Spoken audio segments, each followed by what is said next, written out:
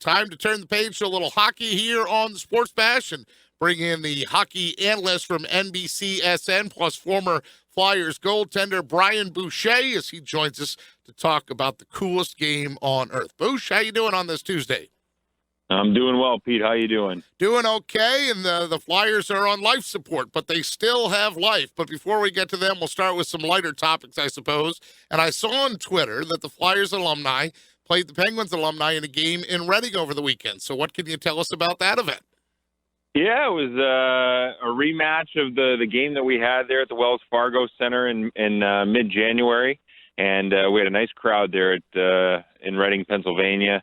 They got a nice building there where the Reading Royals play, the East Coast Hockey League team. And I think it was 4,200 fans that were there. And it was a much more wide open affair than the game that we had at the Wells Fargo. It was an 8-6 game, so there was tons of offense.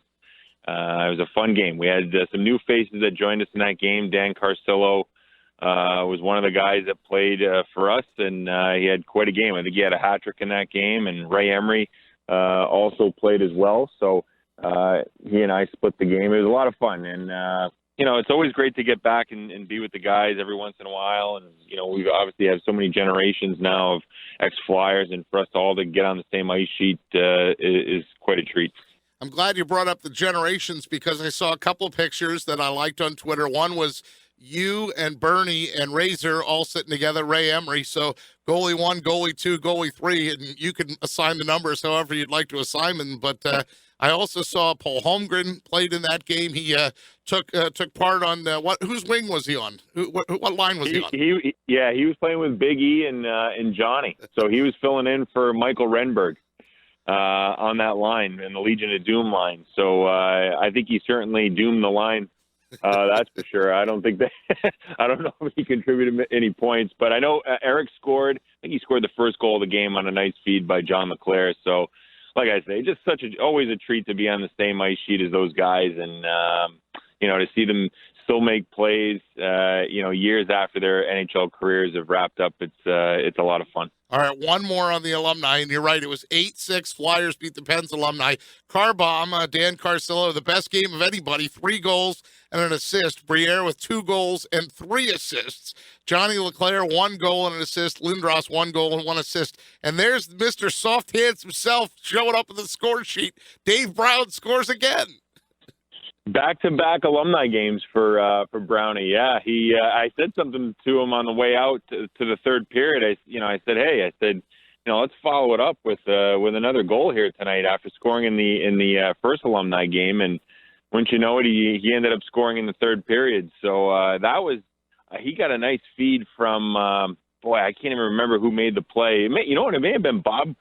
It may have been the Hound who made that I pass. think it was. Yeah. It was. It was a great feed by the Hound, who he was announcing that might be his last alumni game, so he went out on top. But a great feed by Hound, and Brown was able to get it past Jean-Sebastian Aubin. So a lot of fun, a lot of laughs, and I'm sure we're all sore here in these during this week after that game. For good reason, though. Brian Boucher is with us, and I will wrap that up with a bow, saying that, yes, that Bob Kelly did say that was the Hound, whose final game skating with the alumni, but anybody that knows the Hound knows he'll still be doing those hooked-on hockey clinics with the kids. He loves to get out with the kids in the community, from the Flyers community. And then I also saw that Big E tweeted out that the line of Prop, Briere, and Carcillo was the best line on the ice, so that's got to be a thrill for Proppy to see a tweet like that, or Briere or Carcillo to get the recognition of a guy like Big E. So the current Flyers team, I probably could spend the whole segment talking about the alumni because I enjoy those guys so much, but I guess we have to talk about the current team. You had a front row seat, Bouch, for one of their best games of the season last night. Really a complete effort when they beat Pittsburgh at home on a Wednesday night rivalry game. You were right between the benches. What observations did you take from that game? Yeah, I thought the Flyers played a good game, against a Pittsburgh team that, they'd come back from the West Coast. They came from Alberta. They had to deal with the snowstorm that took place. So the Flyers knew that they were a tired club. Then on top of it, the Penguins dealing with a lot of injuries, although that really hasn't seemed to affect them all that much because they just keep rolling in the standings and getting victories. But I thought the Flyers did a really good job of possessing the puck and making good decisions, not allowing Pittsburgh to get their transition game going. It was a solid victory all the way around for the Flyers. Unfortunately, they didn't really follow it up with a good effort in New Jersey, which is awfully disappointing. You know, you come off a big win like that against Pittsburgh, and then you're playing back-to-back nights against a New Jersey Devil team that hasn't had many victories here in the last little while, and the Flyers really didn't have the energy that they had in that Pittsburgh game. But it just goes to show you that every single night it's a difficult game, and you have to be ready to play. And if the Flyers can put more efforts like they did against the Pittsburgh Penguins here down the stretch, they may give themselves a fighting chance. Brian Boucher with us. I was at that Devils game, Bouch, and it was a real turkey. I also, first time in that new building, I'd been at the East Rutherford, I guess the Meadowlands or Brendan Byrne Arena or whatever, however, Continental Airlines, however many names it had. But that was my first time there, and I said to a fellow writer in the press box, I said, boy, is it always like this? He says, in Florida, it's worse. They put the Party City banner around the whole upper level to make it look like people are sitting there. So I did think there were more fans there for the retro hats and to get maybe to see the red and green jerseys for the Devils. In that game, Bouch, Steve Mason had to be helped from the ice. And there was talk in the press box and talk amongst, and Twitter's always right, of course. But there was talk on social media that, oh, gosh, maybe that's the last game Steve Mason plays in a Flyers uniform. And sure enough, 3 days later, boom, right back. Steve Mason's right there. Have you been, since you played the position, have you been in a situation like that where you thought maybe you've really damaged something and then the next day, well, this might feel a little bit better, and then 3 days later you're fine? Well, yeah, I guess you as opposed to, I mean, there's always tweaks that you can have, to muscles or what have you, whether, and anytime you're playing goal, I mean, your knees and your groins and hips are always at risk, to getting injured. I think for Mason in that game, it was a case of the cramps. And like I said, it was a back-to-back situation where they played Pittsburgh the night before. Mason was great in that game against Pittsburgh where he had the shutout. And fatigue can play a role. And, when you're in back-to-back situations, and obviously the stress of the playoff stress, or the playoff stretch, rather, can sometimes, wear on a goaltender. And I think maybe for Mason, maybe a little bit of fatigue, played a role there. And obviously when you're dealing with cramps, it can be something that's really debilitating right at the time. But, he was able to recover and get back into the net, which is a good sign for the Flyers because, in all honesty, Mason has been the better of the two goaltenders here over the last little while, really since Neuvirth signed that extension. It's been Mason, the guy that's been the better goaltender. So a good sign that he was back in there. It looks like he's going to be back in there again tonight against Winnipeg, a team that the Flyers have really done a good job against here over the last several years. And Mason has good numbers against Winnipeg. So if you're looking for some positives to come out of that last victory against the Carolina Hurricanes, that Mason's back in goal, and hopefully the Flyers can get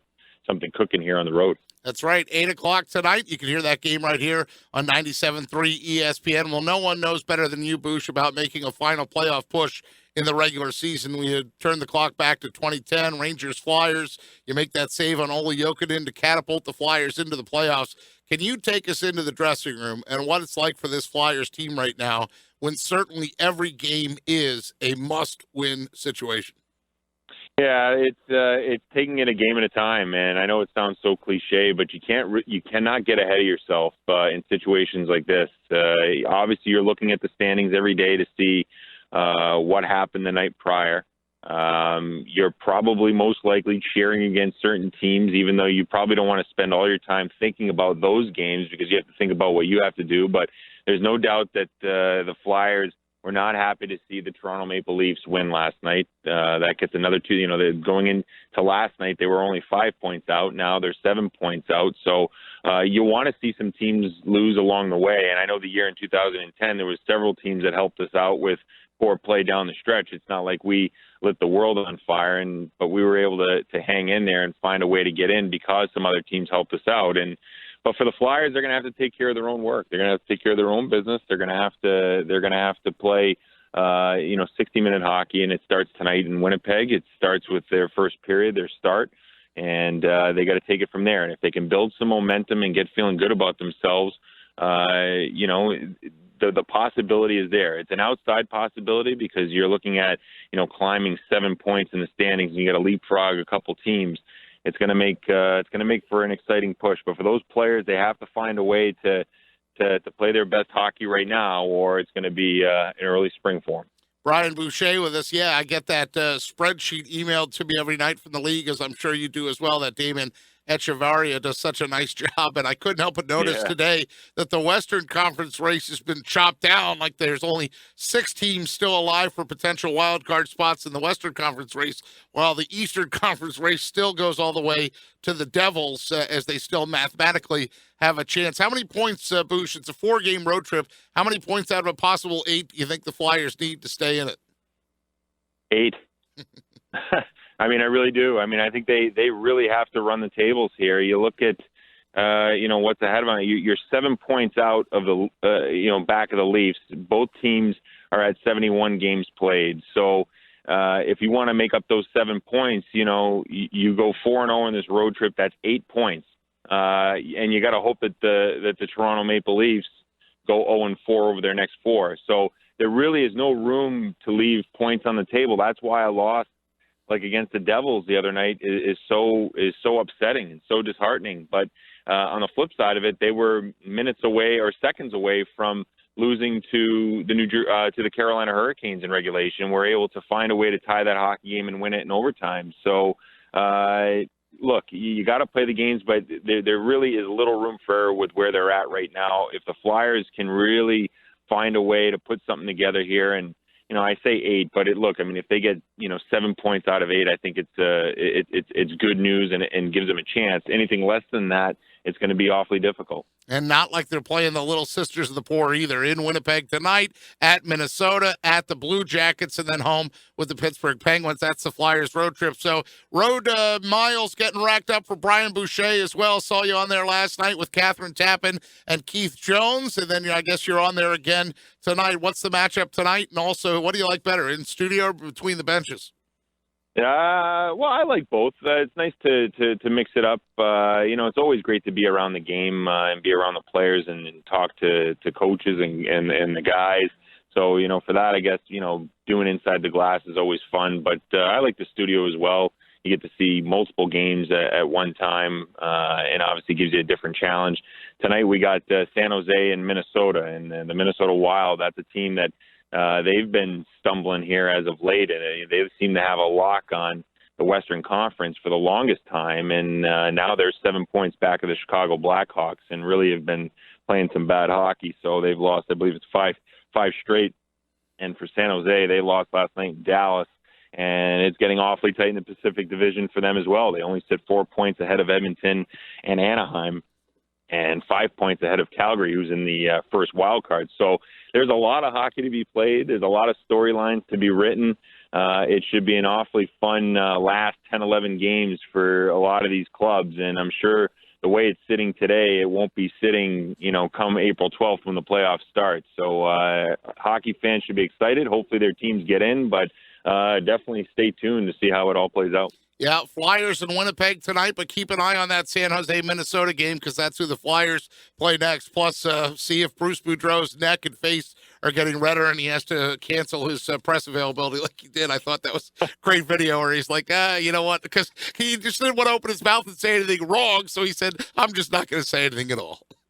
Yeah, he is a treat to watch, especially when things start going sideways. We'll have to see if they can straighten out that ship over there. They got an awfully good hockey club that just has seemed to lose their way here as of late. But they're a good hockey team, and Bruce Boudreau is a coach that has had some great success over the regular seasons, especially in Washington and Anaheim. He's got to find a way to turn that into postseason success. If the Wild, hopefully, this for their sake, that the issues they have right now and the adversity they're going through right now is something that will make them a tougher team to play against in the playoffs. But should be a lot of fun to see how it goes tonight in that San Jose game. He's Brian Boucher. You can find him on Twitter at BrianBoucher33, and you can find him here in the Sports Bash when we're able to connect with him.